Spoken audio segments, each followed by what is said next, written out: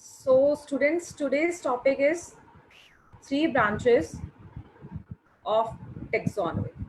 So the taxonomy have a three branches. ठीक है बच्चे, लास्ट लेक्चर में हमने क्या किया था अबाउट द क्लासिफिकेशन सिस्टम. तो यहाँ पे तीन ब्रांचेस बच्चा कौन सी हम डिस्कस करने वाले हैं. First is the numerical taxonomy.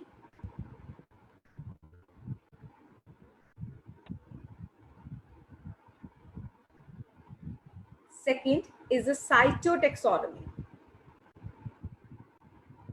This taxonomy is also known as karyo. It is about the cell.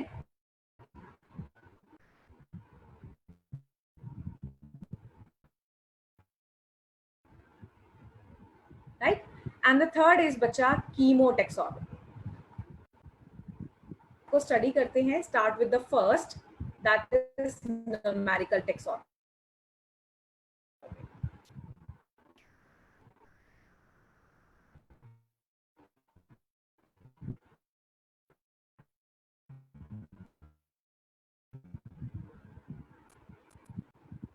सी बच्चा न्यूमेरिकल से बेस. यस बच्चे, yes Dhruv.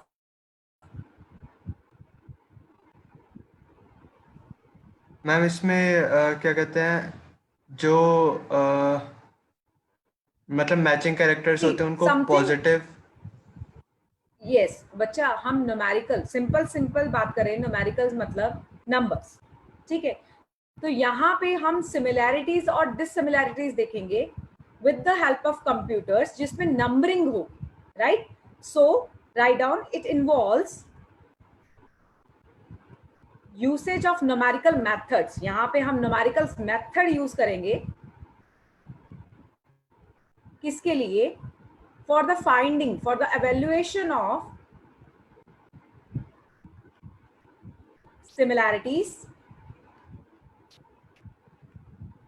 and dissimilarities.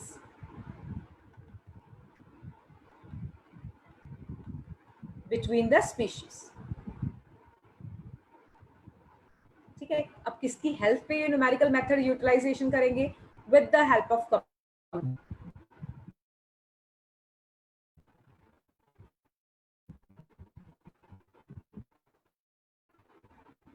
Computer की हेल्प से हम करेंगे स्पीशीज के बीच में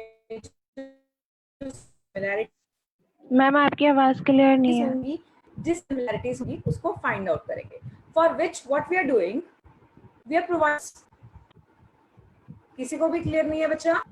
ठीक हो गया. हाँ मैम, कट के आ रही है आवाज. क्या आ रही है अभी? यस मैम, ठीक है. सो बच्चा, इसमें क्या कर रहे हैं हम? नंबर्स एंड कोड्स प्रोवाइड कर रहे हैं. किसको बच्चे? To the all possible characters. जितने भी कैरेक्टर्स हैं उनको हम नंबर्स एंड कोड्स प्रोवाइड कर रहे हैं. फॉर एग्जाम्पल, कैसे बच्चे? We are giving the sign plus. Plus का मतलब क्या है? अगर हम प्लस साइन प्रेजेंट शो कर रहे हैं तो it means it is the organism is present. If it is I am showing minus sign, then it is what? The organism is absent. Right बच्चे? If I am showing zero, zero से क्या मतलब है? If I am showing zero, then it means what? Yes बच्चे? हो भी सकता है, नहीं भी.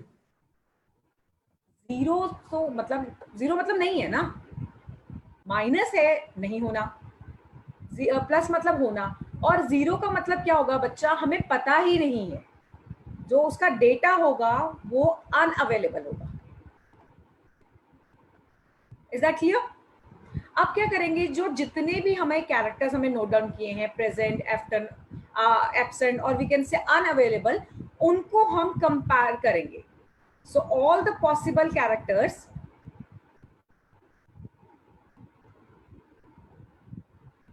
Are compare. कंपेयर किससे करेंगे बच्चा? With the help of again computers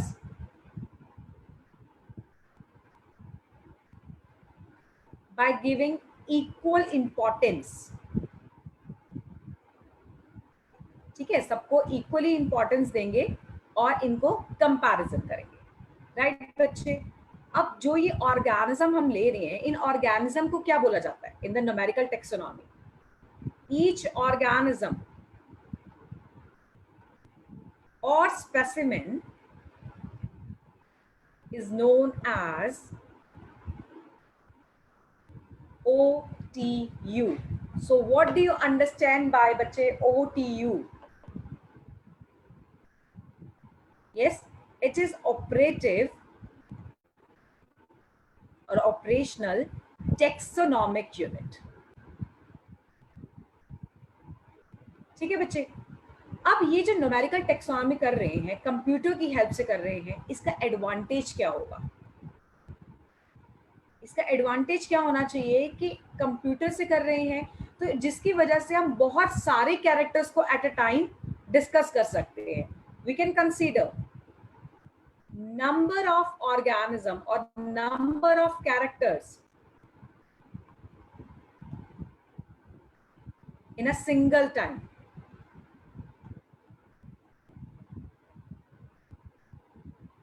right बच्चे?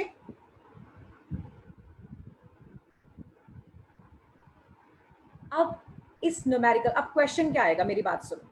न्यूमेरिकल टेक्सोनॉमी मैंने बता दिया कि न्यूमेरिकल के बेस पे है, कंप्यूटर की हेल्प से हम उसको डिफरेंशिएट करके देख रहे हैं। कहते हैं ये जो न्यूमेरिकल टेक्सोनॉमी है बच्चा, it is first used by Adamson. Adamson एक साइंटिस्ट हैं जिसने सबसे पहले ये टेक्सोनॉमी यूज की। इसके बेसिस पे इस टेक्सोनॉमी को हम एडमसोनियन टेक्सोनॉमी भी बोलते हैं। क्या बोलते हैं बच्चा? Yes, Adansonian taxonomy. Yes, it is also known as phenetics. क्या बोलते हैं बच्चे इसको? फेनेटिक्स। क्यों? Because this taxonomy is based upon phenotypes. हम किसी को कंपेयर करेंगे, सिमिलैरिटीज देखेंगे, डिससिमिलैरिटीज देखेंगे, किसके बेसिस पे? फिनोटाइपिक के बेसिस पे ना, मॉर्फोलॉजिकल के बेसिस पे। तो that's why we are saying this numerical taxonomy is also known as phonetics.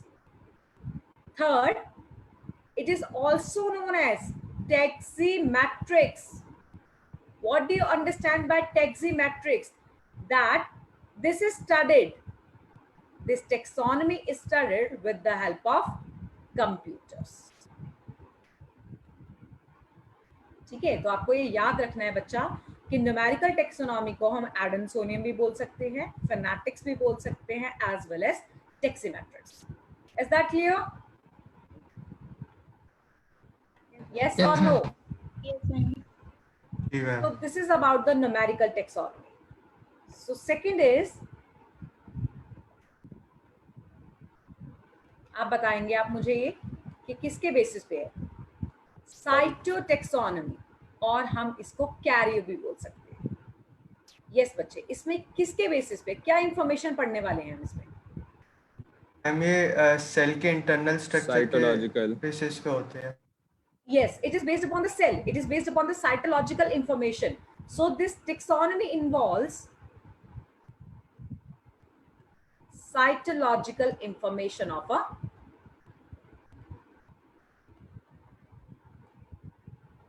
taxon. For example, इसमें क्या पढ़ने वाले हैं बच्चा? क्रोमोसोम स्ट्रक्चर के बारे में, right? Chromosome number as well as its behavior. तो ये टेक्सोनॉमी एक साइटोलॉजिकल इंफॉर्मेशन प्रोवाइड कर रही है, राइट?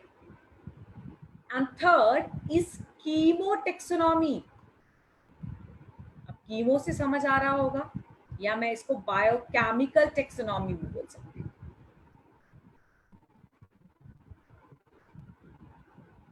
क्या मतलब पता लग रहा है बच्चा कीमो से?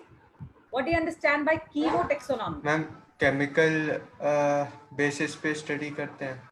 बिल्कुल, केमिकल बेसिस पे स्टडी करते हैं। So it involves chemical constituents of plant, जिसमें हम बच्चे क्या क्या पढ़ सकते हैं? About the structure of DNA, DNA का structure, RNA का structure, protein का structure, right? As well as some crystals also. जैसे कि 2 crystals की मैं यहाँ पे बात करने वाली हूँ बच्चे. The calcium carbonate. What is the role of calcium carbonate?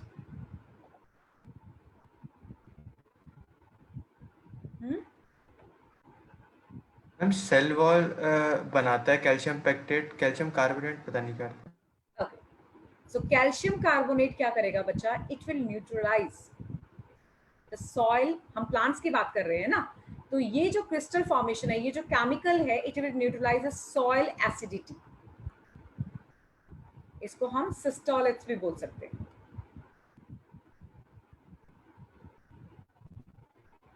Right? And the second crystal is calcium oxalate. अब आपको ये पूछोगे कि इसका रोल क्या है? ये जो क्रिस्टल है बच्चा, ये प्रोटेक्ट करता है प्लांट्स को फ्रॉम द हर्बीवोर्स. किससे बच्चा?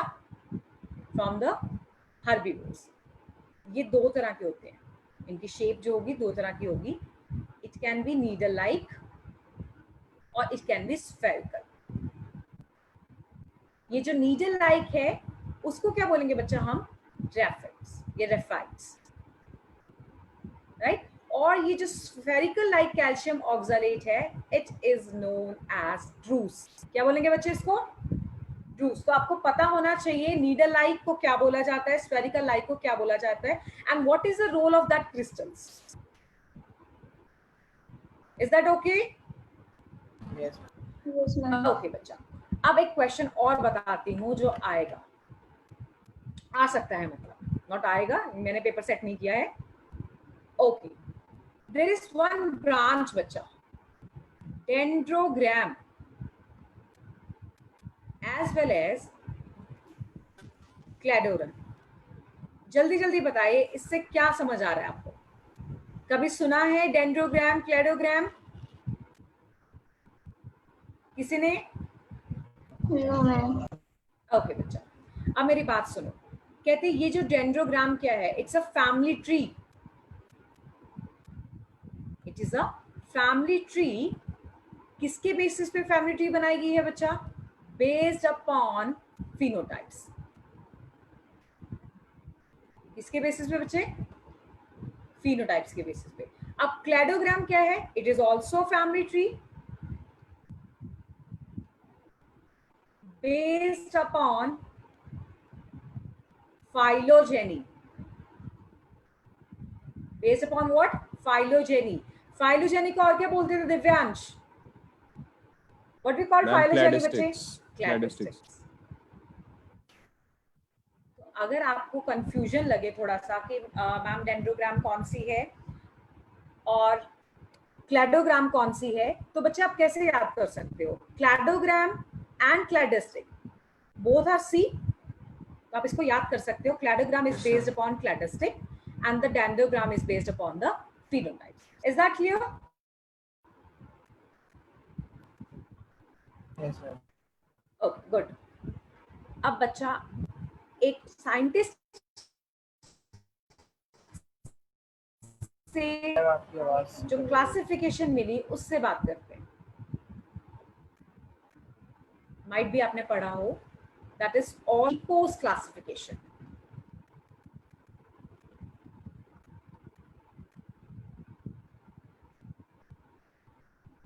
यस बच्चे, ऑस्वाल्ड टिपो ने क्या किया था? प्लांट को डिफरेंशिएट किया ऑन द बेसिस ऑफ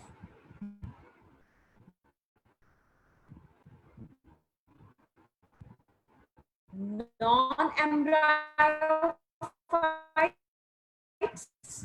आपकी आवाज क्लियर नहीं आ रही.